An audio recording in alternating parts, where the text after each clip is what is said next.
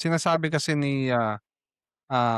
ni Senator Marcoleta na hindi naman daw niya kinakalaban ng mga Pilipino at, hindi naman daw Lumalabas talaga pro-China siya, so in yun ang short totoo dun.